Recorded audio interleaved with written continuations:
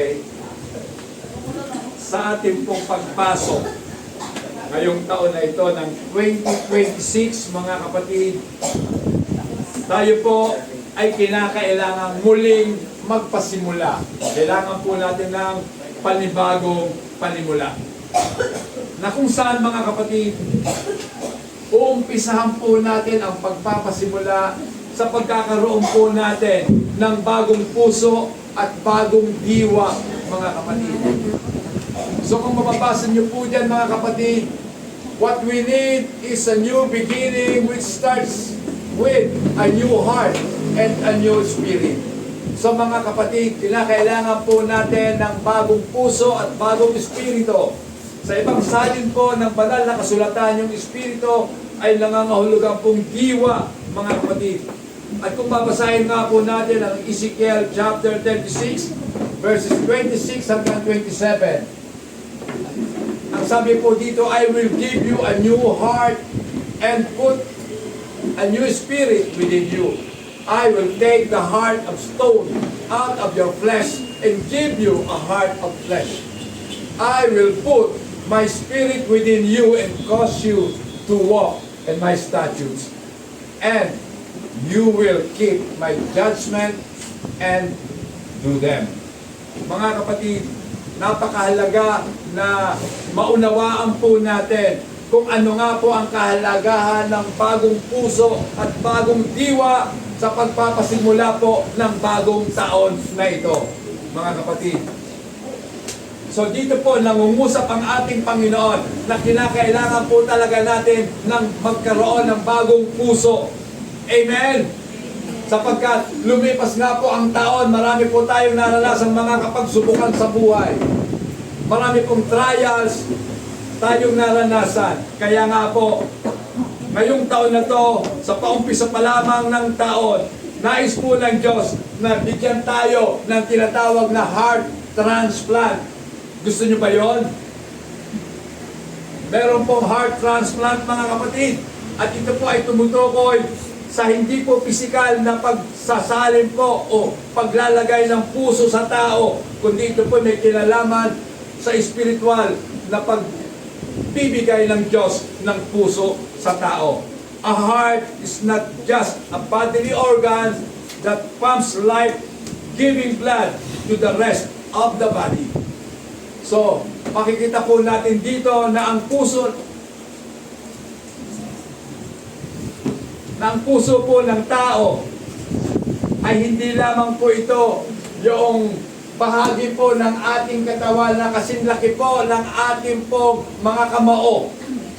At ito nga po ang trabaho po ng puso upang mag-pump ng dugo sa ating pong buong pagkatao, mga kapatid. Alam naman po natin na kung wala pong dugo, ang tao po ay hindi mabubuhay. Kaya nga pong sabi po dito, life-giving blood, mga kapatid. So bawat nerve, bawat ugat sa ating pong buong katawan ay naroon po yung dugo na dumadaloy. At ito nga po ay sa pamamagitan po ng ating mga puso. So ang puso pong yan ay hindi po kailanman napapagod na tumibok. Tumitibok po yan para mabuhay ka, mga kapatid. Ang tanong, nagbabayad ba tayo sa Diyos? Pinapasalamatan ba natin ang Diyos? Hindi nga. Hindi nga tayo nagpapasalamat sa Diyos. Mga kapatid, alalahanin po natin na napakahalaga po ng ating mga puso sapagkat ito nga po ay sumisimbolo na ito po ay kumbaga meron pong isinasa buhay ang pusong ito sapagkat hindi mabubuhay ang tao kung wala pong puso. Mga kapatid, sa katotohanan, meron pong 5,000 hanggang 7,000 heart transplant na nagaganap taon-taon, mga kapatid, ayon nga po sa Global Observatory on Donation and Transplantation, GOTD, mga kapatid. So, alam naman po natin na hindi lamang sa Pilipinas nagkakaroon po ng heart transplantation, mga kapatid ko, sa ibang bansa. Naalala ko po yung pinakasikat na Cirujano noong araw, si Dr. Bernard, mga kapatid. Siya po yung kauna-unahang nagsagawa po ng heart transplant, mga kapatid. Bata pa po ako noon, napalita po yan. Siyempre, kasi kauna-unahang heart transplant, mga kapatid. At successful po. Tagumpay po ang kanyang heart transplant. Amen.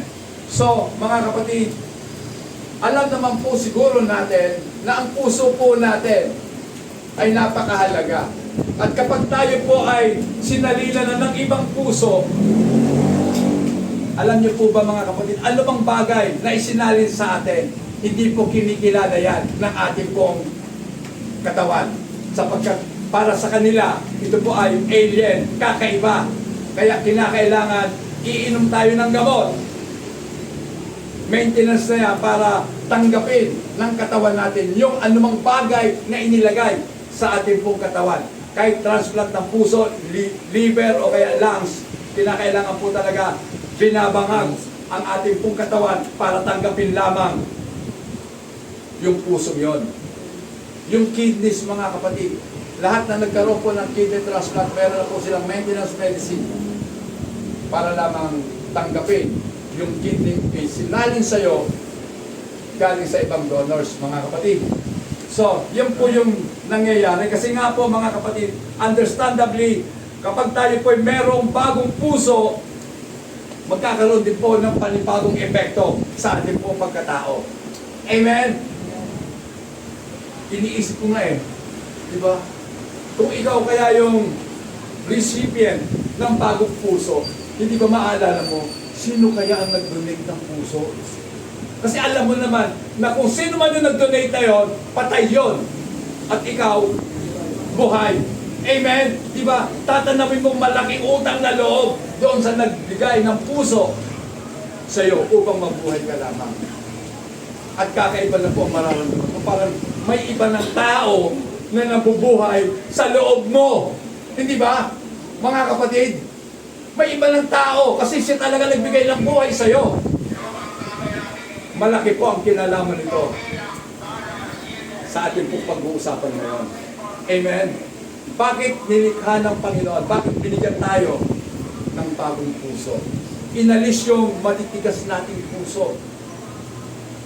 Mabuti nga ang kanta natin kanina, pusong pasag Ano kaya yung ba't nabasag? Siguro matigas. Amen? Kasi pato lang ang nababasag. Amen? Pusong basag, pinalitan ng Panginoon ng pusong laman na nasusugatan. Amen? Yung pusong laman, may pakiramdam. Amen? May pakiramdam yun nasasaktan, sumasaya, kung ano man yung nakikita niya, kung ano man yung mga stimulant sa kanyang kapaligiran, nagre-react po o nagre-respond ang puso ng tao, mga kapatid. So, kaya nga po, isang kamangha-mangha na maramdaman po natin na merong Diyos na nasa sa ating kalooban. Amen! Sapagkat mismo ang ating Panginoong Diyos nagsabi, lilikhan ko kayo, bibigyan ko kayo ng bagong puso. Amen. Ano kaya ang ibinigay sa atin? Puso ng saging? Hindi po. Puso ng baboy? Hindi po. Puso mismo ng ating Panginoon, Jesus. Amen. Alam niyo, mga kapatid, habang pinag-aaralan ko ang aking sasabihin sa araw na ito, nakikita ko, mga kapatid, kung gaano kalaki ang pagmamahal ni Jesus sa ating lahat. Ibinigay niya ang kanyang buhay para sa atin. Amen. Amen. At hindi lamang, mga kapatid, puso niya, hindi lamang buhay niya ang ibinigay sa atin. Aanhin mo ang buhay kung wala ka namang magagawa. Marami pong tao nasa ospital. Buhay sila. Pero walang magagawa dahil wala silang lakas. Amen? Di ba? Buhay ka nga, nakahiga ka lang. Gusto mo ba yon? Nasa ICU ka. Buhay. Makikita mo yung sa monitor ng puso mo, pumipintig. Pero wala kang magawa, hindi mo nga maikilos ang katawan mo. Anong silbi ng buhay kung wala ka namang magagawa, mga kapatid? Amen. At dahil po dito, bilang mga Kristiyano, bilang mga totoong anak ng ating Panginoon, tayo po ay grateful, tayo po ay mapagpasalamat sa ating Panginoon, sapagkat ang tumitibok at ang nagpapatibok ng puso natin ngayon, walang iba kundi ang puso ng ating Panginoon. Pakibasa po Galatia 2:20, ano sabi? Ako'y nagpako sa krus na kasama ni Kristo at hindi na ako ang nabubuhay, kundi si Kristo ang nabubuhay sa akin. At ang buhay na ikabubuhay ko ngayon sa laman ay kinabubuhay ko sa pananampalataya. Ang pananampalataya na ito sa anak ng Diyos na sa akin ay umibig at ibinigay ang kanyang sarili sa akin. Mga kapatid, naintindihan po ba natin? Hindi na tayo ang nabubuhay pa. Amen. Sabihin nga natin yan sa sarili natin, hindi na ako ang nabubuhay, kundi si Kristo na ang nabubuhay sa akin. At ang buhay na meron ako ngayon ay hindi nabubuhay ko sa pamamagitan ng pananampalataya sa ating Panginoong Jesucristo na nagbigay ng kanyang buhay para sa atin. Amen. Mga kapatid, anong silbi ng buhay kung sinasarili lang natin? Amen. Anong silbi ng buhay kung ang pinaglilingkuran lamang natin ay ang sariling kagustuhan natin? Mga kapatid, si Kristo na ang dapat na masunod sa atin. Amen. Amen. Sapagkat siya na ang nabubuhay sa loob natin. Amen. Patay na ang dapat ako. Amen. Patay na yun, mga kapatid. Matagal na. Siguro sa atin, o sa inyo mga kapatid, nabubuhay pa rin ang sarili natin. Kaya hindi tayo makapag-focus sa ating Panginoon. Hindi natin maibigay sa Diyos ang nararapat. Amen. Kaunting salita lang, nagtatampo kagad tayo. Amen. Nasasaktan kagad tayo. Mga kapatid, kung sakit ang pag-uusapan, napakaraming sakit ang dinanas ng ating Panginoon para lamang ipakita sa atin kung gaano niya tayo kamahal. Amen. Ang tunay na nagmamahal, handa pong magpakasakit para sa kanyang minamahal. Hindi po siya naghahangad, hindi po siya naghahanap na siya'y paglingkuran, kundi ang nais niya, maglingkod siya. Amen. Sabi nga ng ating Panginoon, I came to serve, not to be served. Naparito ang ating Panginoon upang maglingkod, hindi upang paglingkuran. At tayo na minsan na nakaranas na paglingkuran ng ating Panginoon, tayo naman po ngayon, hangarin po ng buhay natin, paglingkuran ng ating Panginoon. Amen. Amen. Ngunit paano natin mapaglilingkuran ng ating Panginoon? Nandoon siya sa langit. Ang sabi ni Jesus ganito, kung ano ang ginagawa ninyo sa pinakamaliit ninyong kapatid, ginagawa ninyo sa akin. Gusto mo maglingkod sa Diyos? Paglingkuran mo ang iyong mga kapatid. Naglingkod ka sa ating Panginoon. Palakpakan natin ang ating Panginoon. Hallelujah! Kadalasan mga kapatid, oftentimes we think of the heart. Madalas, di ba? Naiisip po natin, sumasagi sa isipan natin ang puso natin. Pero kadalasan, ito po ay may kinalaman sa pagmamahal at kaawaan. Totoo, maaaring tama na isipin po natin ang puso bilang gamit po natin para mahalin ang ating kapwa at kahabagan natin sila, matuto tayong mahabag sa kanila. Magkaroon tayo ng compassion sa kanila. While this may be, in the Bible, the heart is the seat of wisdom. Kapag pinag-usapan po ang Biblia, ang puso ang pinakasentrong upuan ng karunungan. Amen? Ang tao pong mangmang, hindi po kailanman iniisip ang ating Panginoon. Dahil sinasabi nila sa kanilang sarili, walang Diyos. Amen. Anong sabi ng Bible? Mangmang. Ipinagpapalit mo ang Diyos sa mga bagay ng mundo. Ipagpapalit mo ang Diyos sa sandaling nasisiyahan ka kapag nanonood ka. Amen? Di ba? Nasa simbahan ka na may hawak ka pa. Ito nga hindi ko ginagamit mga kapatid dahil mas gusto kong gamitin ang salita ng Diyos na papel. Kasi hindi ko po alam Sabi, Pastor, nandito po kasi sa cellphone ko ang Bible application. Who knows? Sabi nga ng mundo, who does not know? I don't know. Hindi ko alam kung totoo nga kayo sa sinasabi ninyo. Dahil kadalasan, sinungaling ang puso ng tao. Hindi po nagkakamali ang Bible, mga kapatid. Sinungaling ang puso ng tao. Madalas po tayong pinapakinggan, madalas nating sinusunod ang puso natin. Hindi nyo ba alam na ang puso ng tao sinungaling?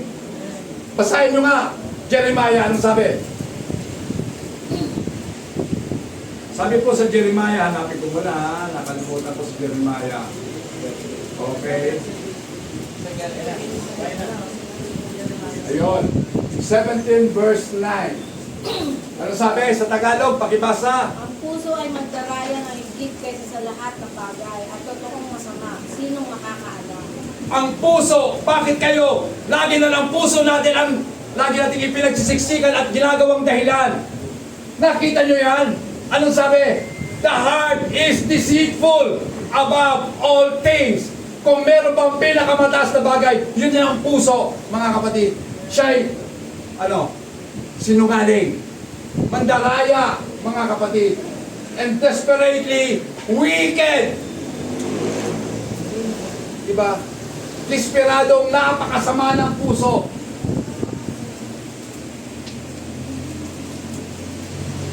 Mga kapatid, New Year na New Year. Ito ngayon ang narinig natin. Hindi ko alam, mga kapatid, hindi alam ating pinagandaan Pinagandaan ko, magiging malumanay lang ako kasi bago. Pero bakit?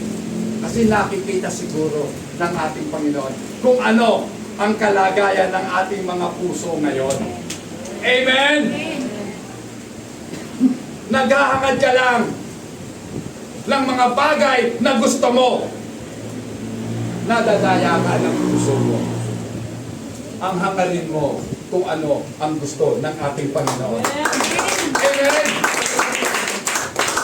Wala tayong dapat hangarin na gusto lamang natin.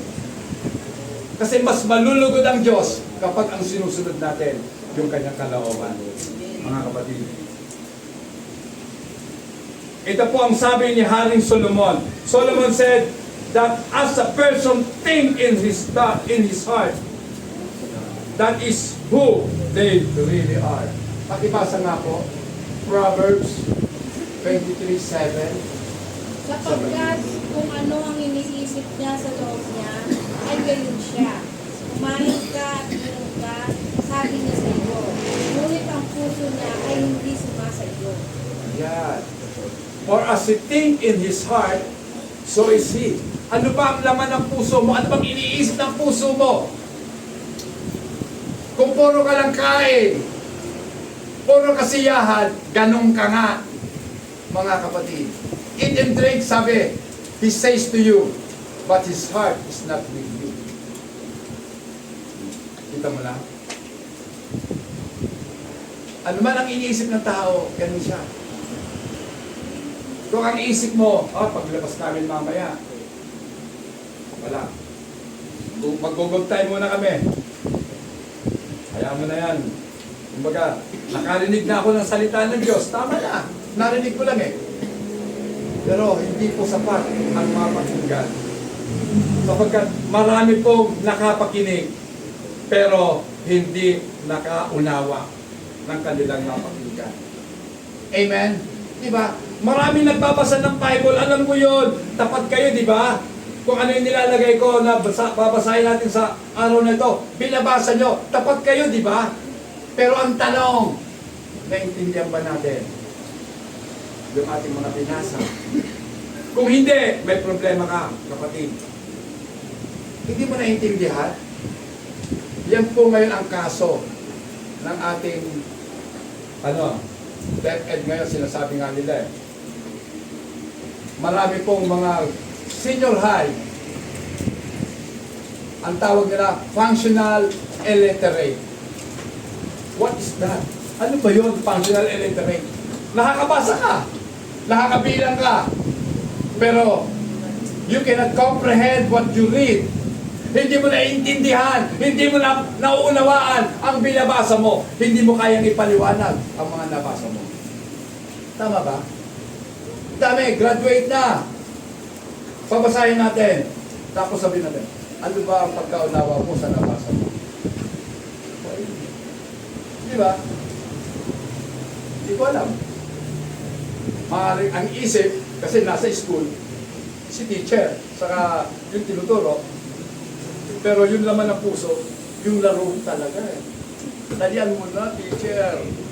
Oh, walang pwedeng overtime, teacher. Kailangan umuwi na ako para maglalaro uli ako. Di ba? Yan po yung umaalipin sa tao. Ang tatanda na natin. Amen! Pero ang tanong, mayroon ba tayong pinagtandaan? Oh. Ano na bang pagkakilala natin sa ating Panginoon? Sino nga ba siya? Diba? Gusto ko sana mag-try talaga dito eh.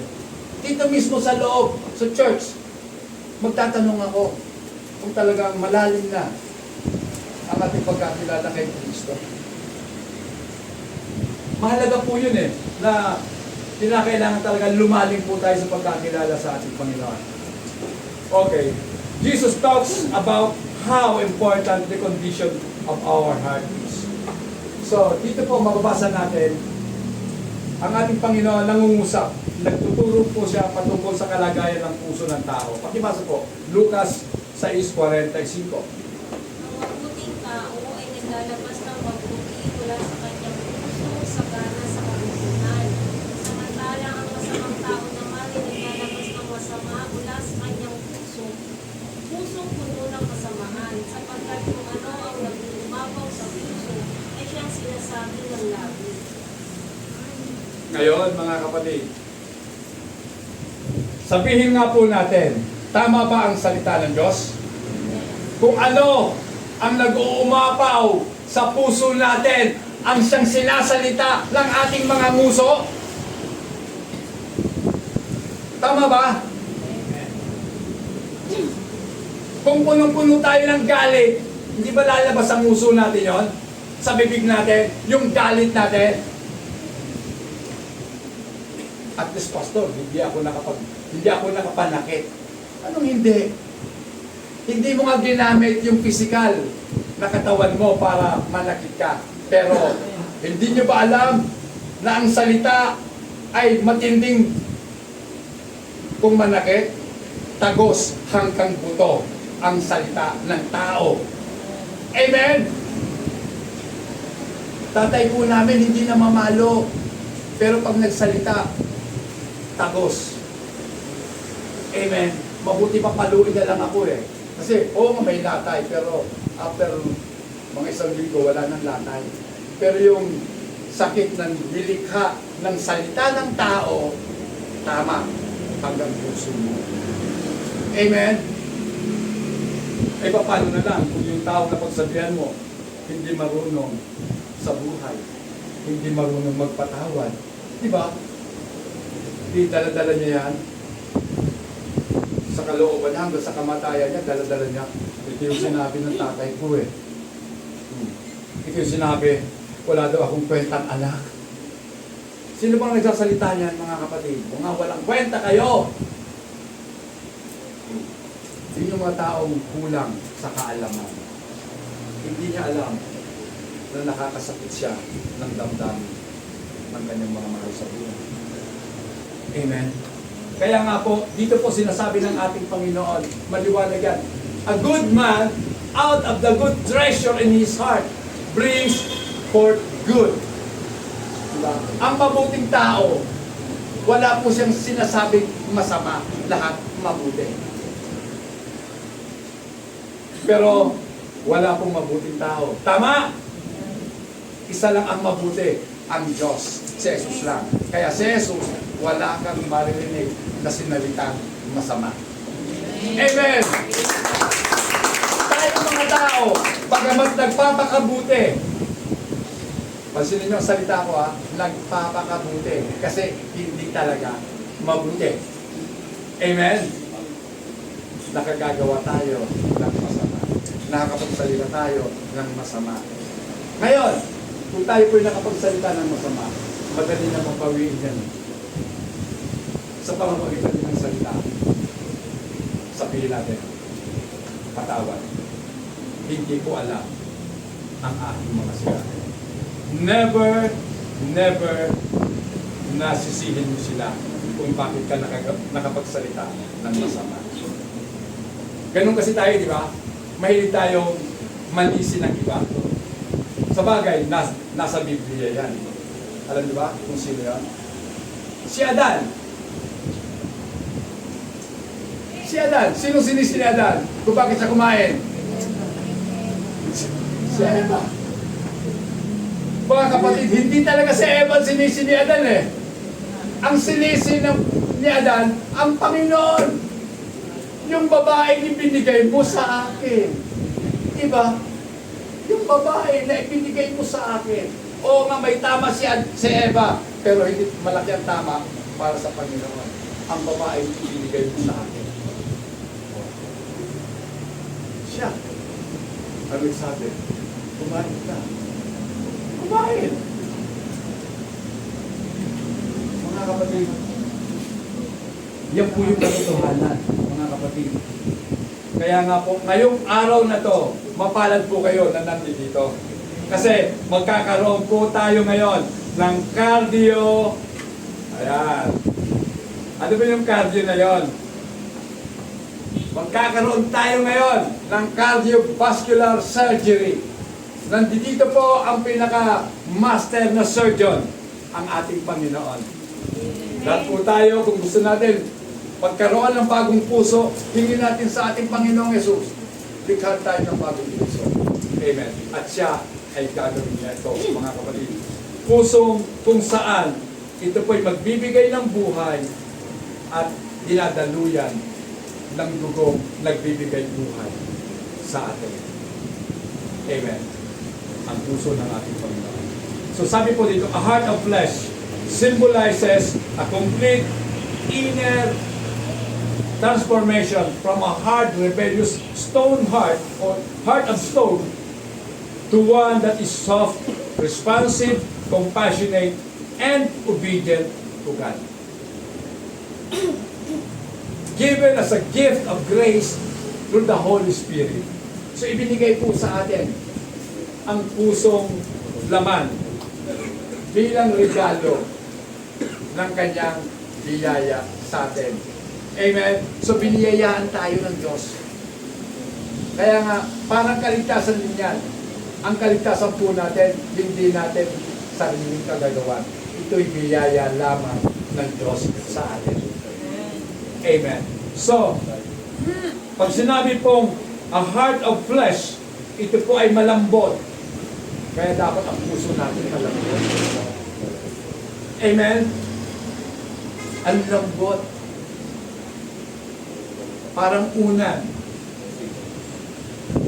na napakalambot. Masarap sandalan ng ulo kapag malambot ang unan, mga kapatid. sigurado makakatulog. So, responsive, tumutugon. Isang pusong, dahil malambot siya, dahil laman siya, meron siyang pagtugon sa anumang stimulant sa kanyang kapaligiran. So, tumutugon, then compassionate, mahabagi. Mahalaga po yung pagkahabag. Na tayo po na mga nakaranas, mga pinagkalooban ng Diyos ng kanyang habag, tayo rin po'y dapat magpahayag din po ng ating kahabagan sa ating kapwa-tao. At maging masunurin po tayo sa ating Panginoon. Amen. So tayo pong lahat na mayroong bagong puso, dapat meron na po tayong bagong desire. Ano ba yung ating pinaka-asam sa ngayon? Ano ba yung pinaka-nanais natin ngayon? Tayo pong mga may edad na alam natin na hindi naman talaga makokontrol ang pagtanda ng tao. At kapag tumatanda na, marami na po tayo mga nararamdaman. Amen? Kung noong araw, kaya-kaya pa natin tumakbo ng 5 kilometro, ngayon, isa pa lang, nangana. Ako nga susubukan ko po, mga after a year, tatakbo ulit. Ngayon po, lakad lang ako. Pero ang lakad ko po, mga 1 hour mahigit. Ganun po ang lakad. Mga kapatid, hindi lakad na parang namamasyal, kundi lakad na mabilis. Brisk walking ang tawag ko doon, mga kapatid. So, ano ba yung mga bagong desire natin? Ang sabi nga po dito, mga kapatid, pakibasa nga po, Psalms 37, verse 4. Magpakaligaya ka naman sa Panginoon at bigyan ka niya ng nasa iyong puso. Amen. So, saan po ba tayo humuhugot ng saya? Saan ba tayo humuhugot ng ligaya? Maligaya ba tayo sa pera? Alam niyo mga kapatid, huwag kayong magpakaligaya sa pera. Maalang bawiin sa inyo yan. Amen? Amen. Diba? Kapag hindi binawi ang pera, malamang ikaw ang babawiin. Katulad ni Cabral. Ewan ko lang kung totoo yun, mga kapatid. Sabi nila, hindi talaga nagpakamatay.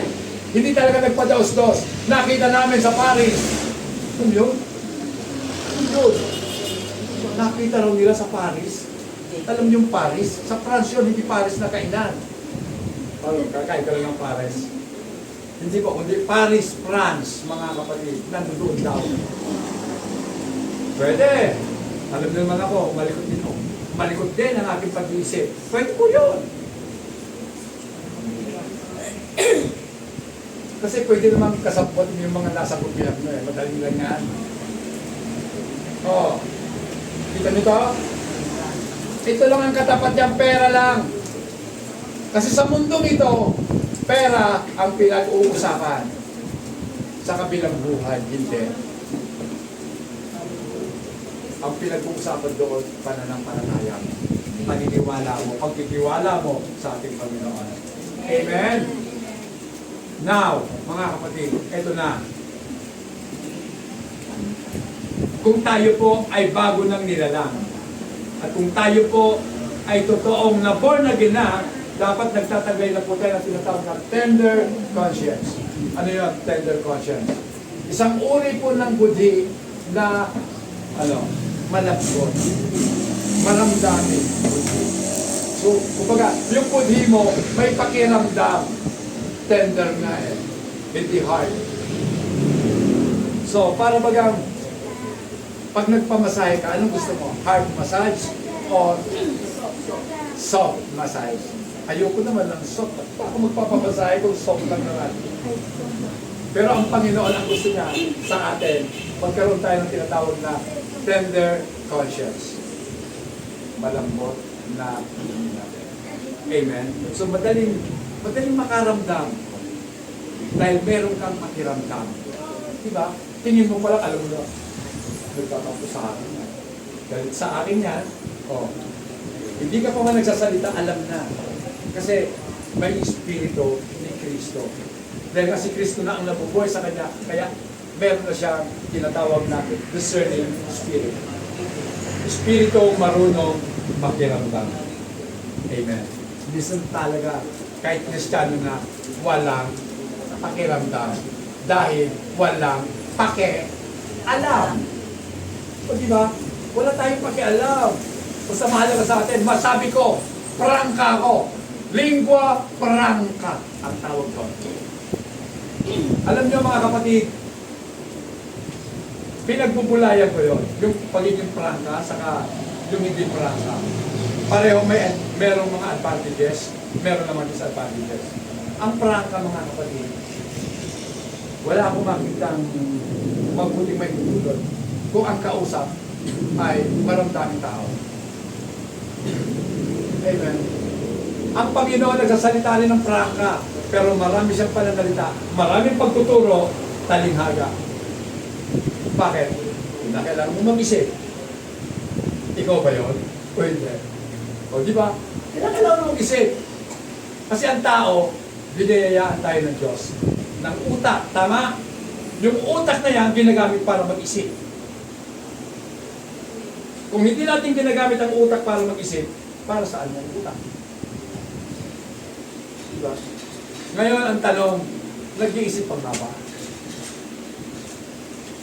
Meron bang nagbubulay sa ngayon?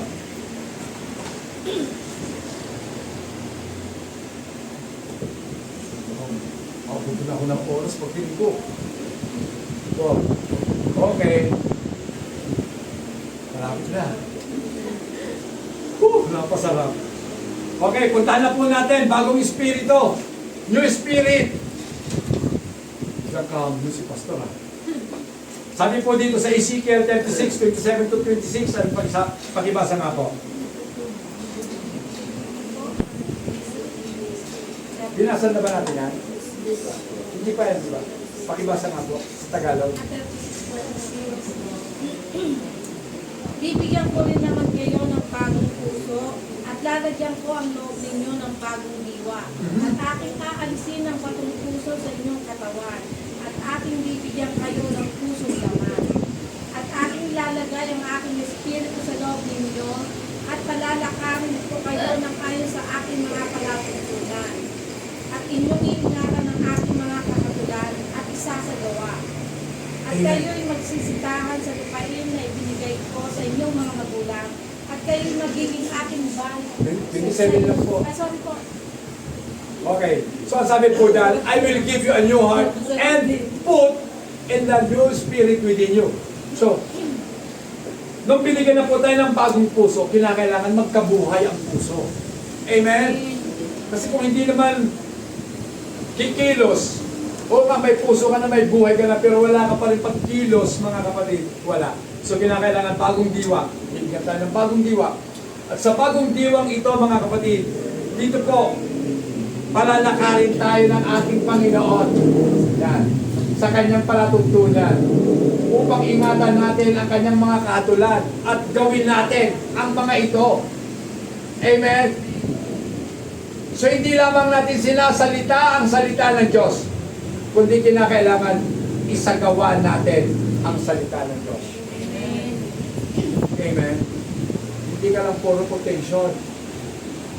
Nagko-quote ka nga, pero nakikita ko ba sa buhay mo ang mga salita sinasabi mo? Mga kapatid, mahalaga makita. So, sa Acts chapter 1 verse 8, tingnan natin. Isa lang ako. Ito. Acts 1:8, pagkabasa po. Datapwat tatanggapin ninyo ang kapangyarihan pagdating sa inyo ng Espiritu Santo. At kayo'y magiging mga saksi ko sa Jerusalem at sa buong Judea at Samaria at hanggang sa kabulihan ng yada ng lupa. So, bibigyan ko kayo ng kapangyarihan kapag dumating sa inyo ang banal na Espiritu. Sabi ng Panginoon, bibigyan niya tayo ng kapangyarihan. Kapangyarihan na ano? Para gawin natin yung kanyang kagustuhan, yung kanyang kalooban, mga kapatid. Dahil sabi nga ni Santiago, ang pananampalatayang walang gawa, patay. Parang katawan nga, Kung wala naman itong buhay, walang saysay. Amen? Oo nga, may katawan ka, may puso ka nga.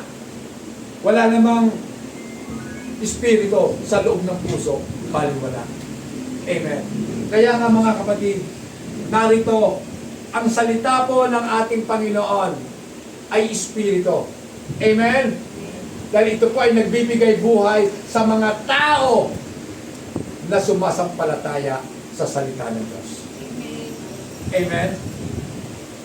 At sa Old Testament, mga kapatid, ang salitang espiritu ay ruwak, lang ibig kong sabihin, hangin o kaya hininga. Pansin nyo ba, kapag nagsalita ka, may lumalabas na hininga sa bibig mo? Kaya nga, ang salita ng Diyos ay nagbibigay buhay sa sino mang tumatanggap dito. Mga kapatid, sa sino mang naniniwala sa salita ng Diyos. Amen. Having hard time catching our breath. Naranasan nyo na ba na mahirapan kayong huminga? Ako po, magpapagotoo ako. Naranasan ko po yan. Nahirapan akong huminga. Papunta po ako ng Pasig. Diyan pala sa Coastal Road, mga kapatid. Nakasakay ako sa aircon bus, kaya lang tayuan. So, habang nandiyan kami, binabaybay po namin ang Coastal Road. Sabi ko, parang hirap akong huminga. Gusto ko huminga, pero parang wala akong nahihingang hangin.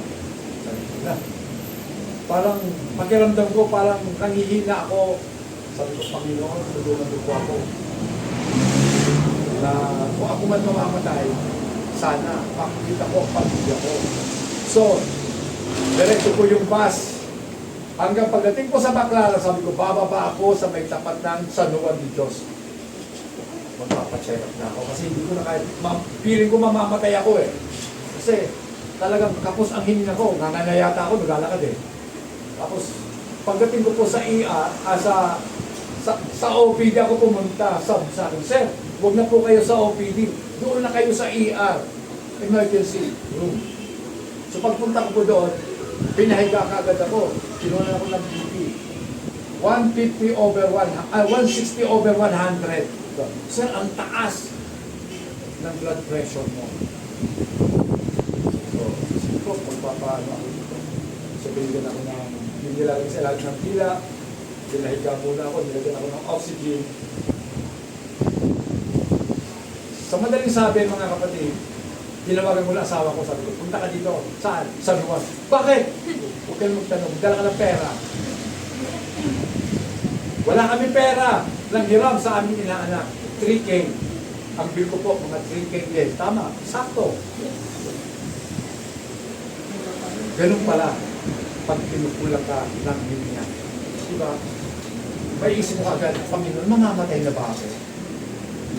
Si Sister Senny dati, nung tumaas din ang kanyang blood pressure, nagto sa gate namin, gumagano sa, bakit? Hindi ako makahinga sa, bakit? Tapos si Miguel, tawag ka ng tricycle. Tawag sa takbo siya. Tapos punta lang kami sa, marami lang po sa amin ang ospital, St. Michael, high blood. So nakita ka agad. So ganun po talaga mga kapatid. Kapag tayo po ay kulang, o may kulang po talaga sa ating pagkatao kapag tayo po ay high blood mga kapatid. Okay. Ngayon mga kapatid, eto na. Di ba? Kapag tayo po ay nahirapan doon, di ba? Nakaranas tayo nito, ma-appreciate po natin yung malayang paghinga mo. Amen? Salamat Panginoon. Nakakahinga ako kahit maraming problema sa baga ako, nakakahinga pa rin ako. Hindi ako nahirapan. Okay. So, na-appreciate po natin yung hangin. Diba? At napakahirap po sa isang tao na magpalipad ng saranggola kung walang hangin. Pwede ba yun? Mabuti na lang ang bakasyon, mahangin. March, April, bakasyon na yun, di ba? Yung mga bata pa kami, gumagawa kami ng saranggola. Pumunta kami sa mga bukid, doon kami nagpapalipad kasi mahangin. Ngayon, kung wala pong hangin, patay, hindi nilipad ang saranggola. Kung walang hininga ang tao, patay din ang tao, mga kapatid. Amen. Kaya, ang banal na espiritu ang siyang nagbibigay buhay sa ating lahat. Kaya nagagawa natin ang mabubuting bagay na nais po ng Diyos. Yeah. So ngayon taong ito mga kapatid, binigyan tayo ng Diyos ng bagong puso, bagong espiritu, at kinakailangan pasimulan natin ang taon sa ating pananampalataya sa ating Panginoon. Amen. At dito nga po mga kapatid, noong pagkabuhay muli ng ating Panginoon, nakita niya ang kanyang mga alagad at sila'y hiningahan ng ating Panginoon. Pakibasa, John 20 verse 22. At nang masabi niya ito, sila'y hiningan niya at sa kanila'y sinabi, tanggapin ninyo ang Espiritu Santo. So, hiningahan tayo ni Jesus, mga kapatid. At sinabi, tanggapin ninyo ang banal na Espiritu. Ngayon, mga kapatid, bakit sinasabi ng ibang mga tagapagturo na kinakailangan tanggapin mo ang banal na Espiritu? Di ba? Receive the Spirit of God. Hindi po mali sila. Ang totoo, the moment na ma-born again ka, nasa sayo na ang Espiritu ng Diyos. Paano ka mabubuhay? Ano, na-born again ka, patay? Paano ka iiyak? Di ba? Meron bang ipinanganak na patay? Yung bang patay umiiyak? Hindi. Yung bang patay nagre-respond? Hindi. Nung ikay na born again, taglay mo na ang Espiritu ng ating Panginoon. Dahil buhay ko na. Dahil nauunawaan mo na ang salita ng Diyos. Amen. Mahabang paliwanagan yan. So susunod na lang. Magtanong na lang po kayo sa akin personal. Just as God breathed into Adam the breath of life, siya po ay naging kaluluwang may buhay. Nung hiningaan siya ng Diyos, si Adam po ay kinonsider na kaluluwang may buhay. So ang kaluluwang may buhay ay merong hininga ng Diyos. Amen? Kaya yung mga tao na hindi sumasampalataya, hindi sila buhay spiritual. O buhay sila physical, pero patay sila spiritual na pag-uusapan, mga kapatid. Patay po sila. Dahil hindi nila nakatalastas, hindi nila nauunawa ang salita ng ating Panginoon. Okay, the new beginning. Dito na tayo. Tapos na. Bagong pasimula, kasi bagong taon, mga kapatid. Pakibasa po, 2 Corinthians 5:17. Anong sabi? Kaya't kung ang sino man ay nasa Kristo, siya'y bagong nilalang. Ang mga dating bagay ay nasilipas na. Narito sila'y parang maging mga bago. So, therefore, if anyone is in Christ, he is a new creation. So tayo po'y bago ng nilalang. Amen? Mga kapatid, meron pong isang kasabihan sa mundo. Ang sabi po, every saint has a past. Lahat daw po ng banal may nakalaan. Amen? At lahat din po ng makasalanan ay meron pong kinabukasan. Amen? Lahat ng banal may past, may nakaraan sila. Amen? Sino ba dito ang walang dark side sa buhay? Yung madilim na bahagi ng buhay, lahat tayo meron. Amen? Pero may future tayo kapag tayo nasa Panginoon. Amen? Dahil lahat ng makasalanan, merong kinabukasan sa Panginoon. Lahat po tayo pwedeng magbago. Amen. We can change, but we cannot change on our own. Pwede po tayo magbago, pero wala tayong kakayanan baguhin ang ating sarili. Change, true change, comes from within. Ang tunay na pagbabago ay nanggagaling sa loob. Amen. Hindi po galing sa labas, sa loob nanggagaling sa puso ng tao. Mga kapatid, it's change, kumbaga, itong change na ito ay nagaganap sa loob po natin. Kaya nga po may tinatawag po tayong sanctification, mga kapatid. Doon tayo po'y pinawalang sala ng ating Panginoon. Tayo po ngayon ay patuloy na binabago ng ating Panginoon. We are being sanctified to be glorified, mga kapatid. Yan nga po, sinasabi sa Jeremiah 31 verse 33, pakibasa po. Kung di ito ang tipan na aking ipakikipagtipan sa sambahayan Israel, pagkatapos ng mga araw na yaon, sabi ng Panginoon, aking itatala ang aking kautusan sa kanilang kalooban at aking isusulat sa kanilang puso at ako'y magiging kanilang Diyos at sila'y magiging aking bayan. So, maliwanag po yan. But this is the covenant that I will make with the house of Israel after those days, says the Lord. I will put my law in their minds. Ilalagay na mismo ni Jesus ang kanyang utos sa isip natin. Kay Moises, saan ibinigay ang utos? Sa tablet of stone. Sa tapyas ng bato, ibinigay ang utos. Kaya naman ang puso ng tao noon, bato din. Kaya sabi ng Panginoon, aalisin ko ang pusong bato at papalitan ko ng pusong laman. Amen. So ngayon, sabi ng Panginoon, ilalagay ko ang aking mga kautusan sa inyong mga isipan at isusulat ko ito sa inyong mga puso. So ilalagay na ng Panginoon sa puso ng tao ang kanyang kautusan. At siya ang ating magiging Diyos at tayo ang kanyang magiging bayan. Mga kapatid, sa panimula ng taon nito, hingin po natin sa Diyos na pagkalooban tayo ng bagong puso. Pusong nilinis sa pamamagitan ng pagsisisi at paghingi ng kapatawaran sa ating Panginoon. At hingin din po natin sa ating Panginoon na tayo pagkalooban ng bagong Espiritu na sa pamamagitan nga po nito, ang banal na Espiritu ang siyang magbibigay sa atin ng totoong pagbabago sa buhay na ito at maging sa buhay ng Iglesia ng ating Panginoon. Tumayo po tayo lahat ng mga kapatid.